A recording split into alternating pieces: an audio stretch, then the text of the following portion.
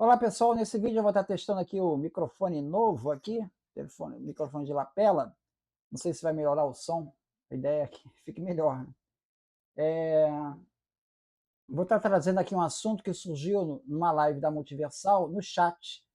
Eu estava conversando ali com Darcy Clay, e ali eu falei ali de uma passagem de Eusébio, e ele respondeu que Eusébio não era uma testemunha confiável. Eu perguntei de onde que seria essa referência que ele tem de que não é confiável. Ele citou Edward Gibbon. Então a gente vai falar sobre isso. Primeiro, o relato, ele aparece aqui, ó, no livro do Gerd Thyssen, Jesus Histórico, onde aparece ali na página 193, onde ele vai falar, o Eusébio, em História Eclesiástica 3.20.1 ao 6, onde ele vai falar do depoimento de Hegesipo. Então, Eusébio está citando Hegesipo, que numa passagem ele fala sobre membros da família de Jesus. Ele diz assim: da família do Senhor ainda viviam os netos de Judá, que deve ter sido um irmão consanguíneo do Senhor. Eles foram judicialmente denunciados como descendentes de Davi. Um evocatus levou-os ao imperador Domiciano, pois, a exemplo de Herodes, ele temia a chegada de Cristo. Domiciano perguntou-lhes se descendiam de Davi. Eles o confirmaram. Em seguida, perguntou-lhes a respeito da extensão de suas propriedades e pela grandeza de suas posses. Eles responderam que possuíam ambos apenas 9.000 denários, metade de cada um, e responderam que essa quantia consistia não em dinheiro, mas apenas no valor de 39 geiras de terra, que eles administravam com as próprias mãos, para com isso pagar as taxas e sustentar a si mesmos. Então mostraram-lhe as mãos e comprovaram pela dureza de seus corpos e pelos calos formados em suas mãos, pelo trabalho fatigante, que eram trabalhadores manuais. Quando lhes perguntaram sobre Cristo e sobre a forma, o lugar e o tempo de seu reino, eles responderam que não era deste mundo e dessa terra, que era antes um reino dos céus e dos anjos, que só chegaria no fim do mundo, quando Cristo aparecesse em glória para julgar os mortos e vivos e retribuir a cada um de acordo com sua conduta. Em seguida, Domiciano não os condenou, mas os desprezou, como gente comum. Ele os pôs em liberdade e ordenou que fosse suspensa a perseguição contra a igreja. Mas depois de libertos, receberam posições de líderes da igreja, visto que eram confessores e parentes do Senhor. E depois que se estabeleceu a paz, eles ainda viveram até Trajano. Então, essa passagem é muito interessante, que você veja que ele fala de irmão consanguíneo de Senhor. E isso numa época em que já está se falando nos tais primos, tá? Jesus não teria irmãos consanguíneos. Então, Eusébio preservou essa passagem de irmão consanguíneo, tá?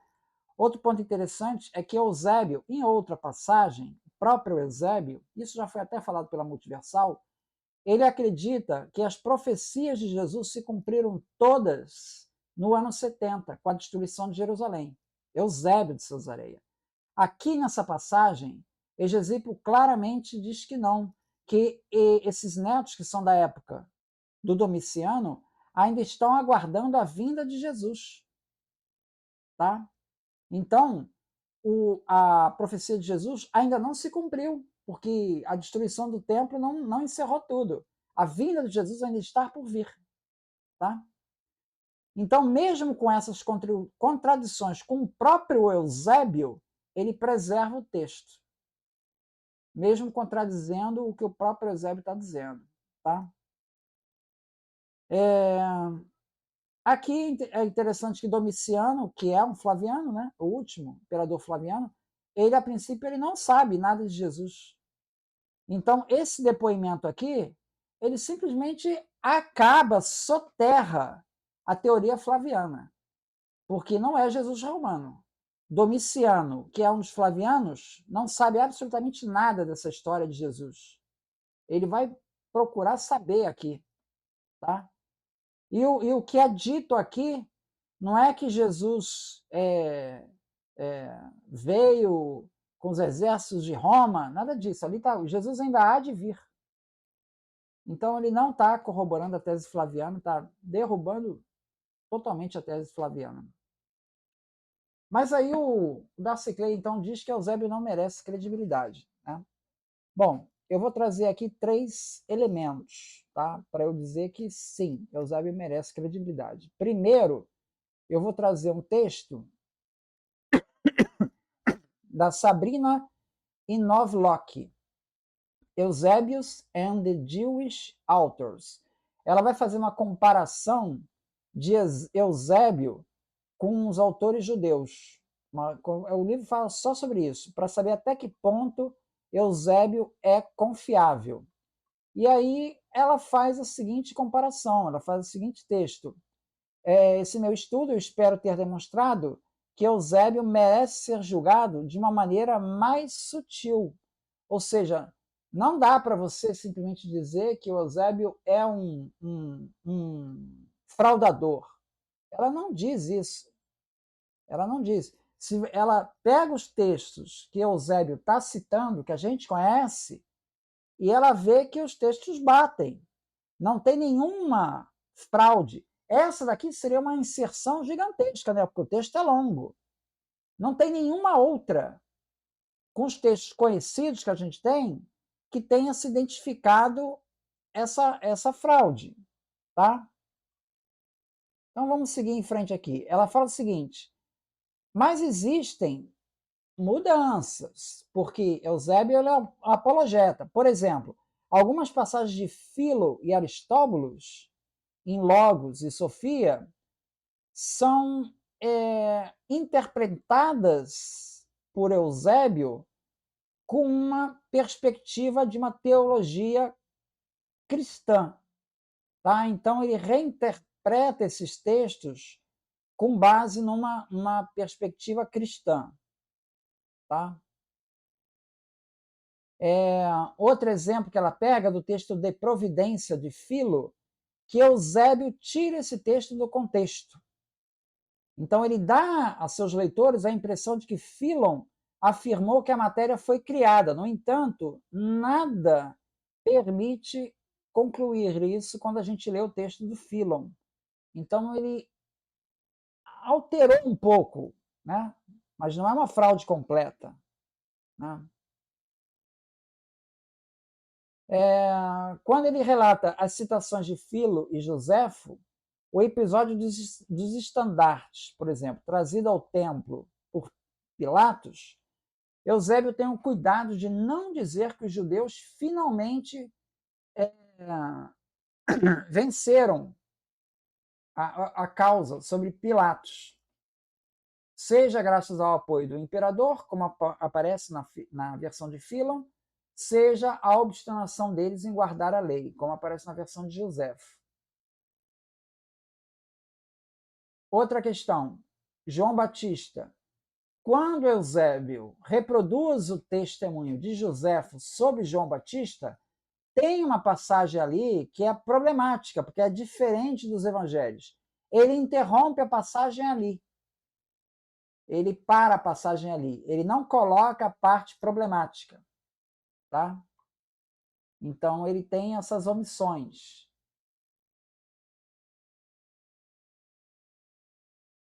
Com relação ao testemunho flaviano, ela chega à seguinte conclusão: não existe uma solução definitiva para essa questão.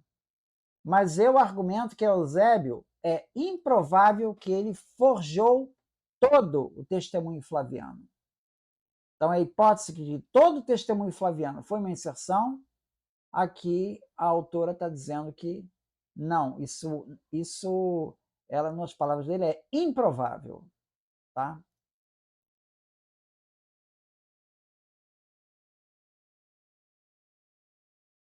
Então,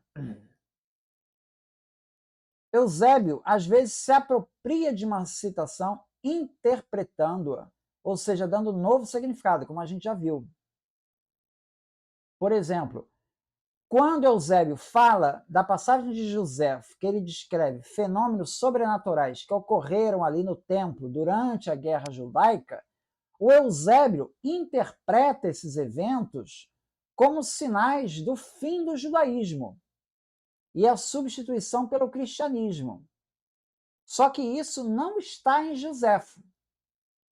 Tá? Isso foi uma interpretação dele. Ele dá essa... Então, existem distorções semânticas aí que o Eusébio ele faz.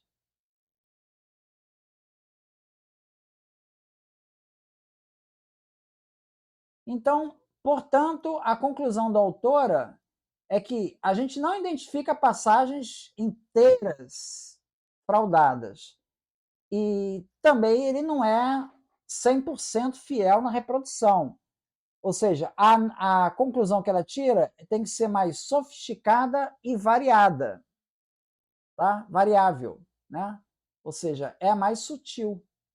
Então, essas são as conclusões aí da Sabrina e Novlock, tá?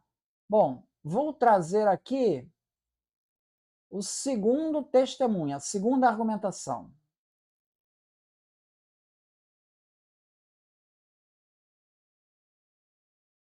Segunda argumentação aqui vem do texto, um vídeo do André Leonardo Chevitarese. No início do século IV, Eusébio de Cesareia é mais interessante. Por quê? Porque ele não está apenas e tão somente preocupado em falar de heresias, de desvios, não, de rumo. Ele está preocupado em citar um enorme conjunto de autores, muitos deles que nós temos, que chegaram até nós, e outros tantos autores que não chegaram até nós. Mas ele citou. Isso aqui é você lendo antes de destravar o seu cérebro. Esse é você depois de destravar. Então, como é que se faz aí? Como é que a gente sabe se o miserável do Eusébio de Cesareia, quando cita um autor, se ele está inventando a citação ou se ele está mesmo citando o texto do autor? A prova é simples. O que a gente faz? Nos textos que Eusébio cita, no século IV, para autores situados entre o século I, II, III, até a época dele, os textos que nós temos, a gente abre e confronta o que ele está citando para ver se está nos textos que nós temos.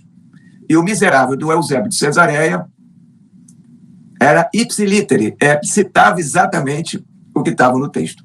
Logo, aqueles autores que nós não temos acesso, porque os textos se perderam, mas que Eusébio citou, nós podemos dizer 100% de certeza que Eusébio está citando tal qual o texto era.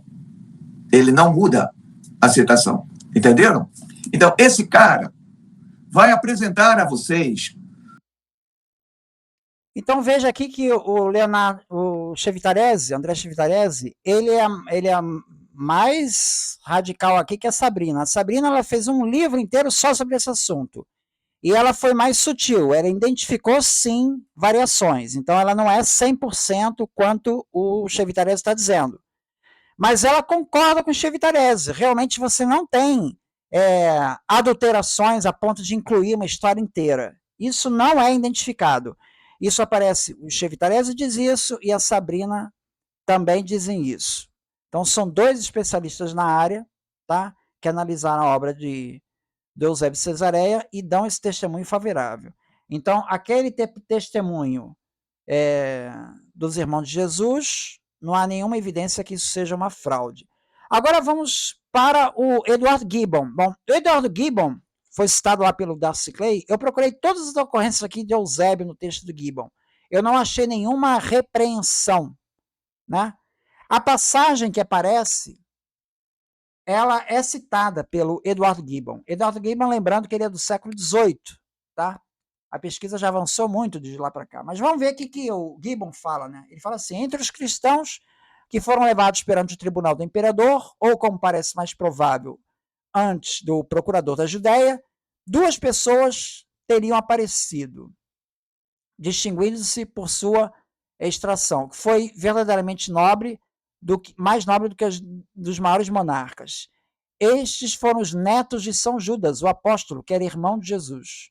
Suas pretensões naturais ao trono de Davi talvez atraiam o respeito pelo povo a excitar o ciúme do governador, mas a mesquinhez de suas vestes e a simplicidade de suas respostas logo convenceu de que não eram nem desejosos nem capazes de perturbar a paz do Império Romano. Eles confessaram francamente sua origem real e sua relação próxima com o Messias, mas eles negaram qualquer pontos de vista e professavam que seu reino, que eles devotamente esperavam, o reino de Jesus, era puramente de natureza espiritual e angélica. Quando eles foram examinados quanto à sua fortuna, eles mostraram suas mãos endurecidas com o trabalho diário e declararam que obtinham toda a sua subsistência pelo cultivo de uma fazenda perto lá ali da área, né? Na extensão de 24 acres ingleses. Bom, os netos de São Judas foram dispensados com compaixão e desprezo.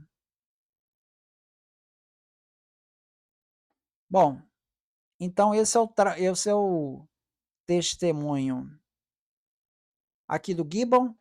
Então o Gibbon ele está dando autenticidade ao texto. Então eu realmente não identifiquei aqui esse texto explicitamente citado por Eduardo Gibbon qualquer dúvida ou repreensão que isso não fosse autêntico, né? E os trabalhos mais recentes, aí eu vou citar então o trabalho da Sabrina Inovlock, que testemunha que o depoimento de Eusébio, apesar de ser apologético, apesar de ter ali certas nuances, certas variações, mas ele é confiável. Chevitarese concorda. Então, esses são os testemunhos que eu tenho. Não tenho nenhuma evidência para rejeitar o testemunho do Eusébio, que fala sobre Hegesipo, e que naquela passagem derruba totalmente a tese flaviana. Quer dizer, é um negacionismo eu simplesmente descartar isso. Ah, não, descarta. Eu não tenho nenhuma evidência para descartar. Razoável é não descartar essa passagem.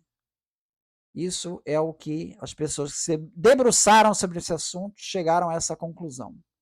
Então, é isso que eu trago aqui. Se tiver, não, o Eduardo Gibbon não fala nada disso, por favor, pode colocar aqui nos comentários. Se tiver outra referência, pode colocar aqui nos comentários. Muito obrigado, então.